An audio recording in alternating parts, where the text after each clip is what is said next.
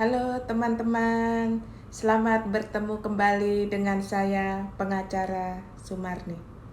Kali ini saya akan membahas pertanyaan, bagaimana sih caranya mengajukan cerai untuk orang Islam?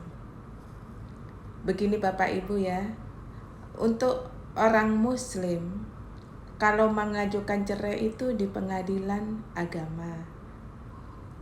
Dan itu dibedakan, laki-laki yang menuntut cerai atau istri yang menuntut cerai. Kalau laki-laki yang menuntut cerai namanya permohonan cerai talak. Tapi kalau istri yang menuntut cerai itu namanya cerai gugat. Ini berbeda Bapak Ibu ya, karena kalau suaminya yang menggugat cerai, mengajukan permohonan cerai talak, itu artinya suami nanti dikasih beban, kewajiban bahwa suami itu harus membayar uang nafkah mut'ah, nafkah iddah. Itu kalau suami yang mengajukan cerai. Namanya permohonan cerai talak. Prosedurnya seperti biasa ya, mengajukan permohonan cerai talak secara tertulis ke pengadilan agama, atau langsung datang ke pengadilan agama. Nanti di sana ada pengacara dari lembaga bantuan hukum yang membantu bapak-bapak untuk membuat permohonan cerai talak. Syaratnya harus membawa buku nikah, KTP, kartu keluarga, kalau misalnya ada anak, akta kelahiran anak.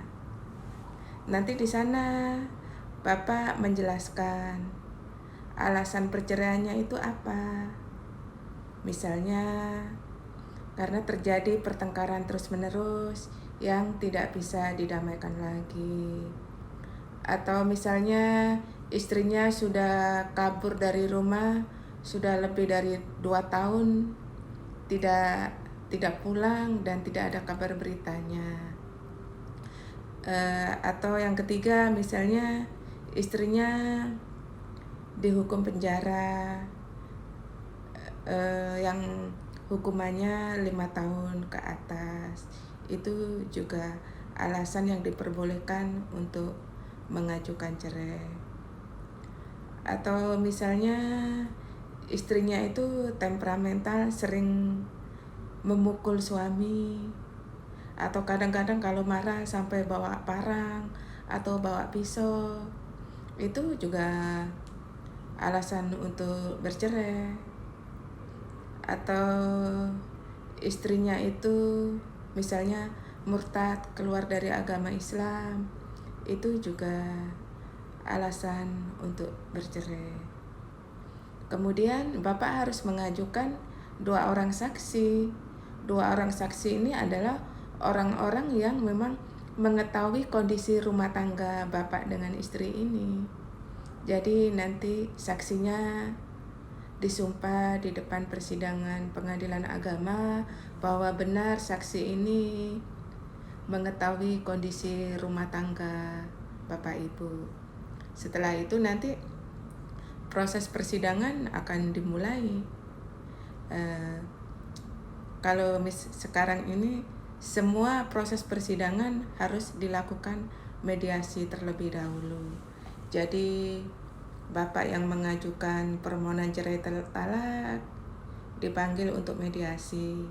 Istrinya juga dipanggil untuk mediasi.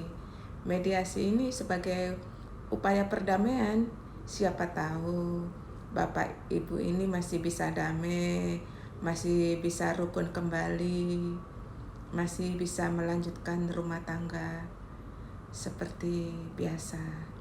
Dan upaya perdamaian ini hukumnya wajib, karena kalau perdamaiannya mediasi tidak dilakukan, upaya perdamaian tidak dilakukan, maka tidak akan bisa dilanjutkan untuk proses sidang berikutnya. Jadi mediasi perdamaian ini sifatnya wajib.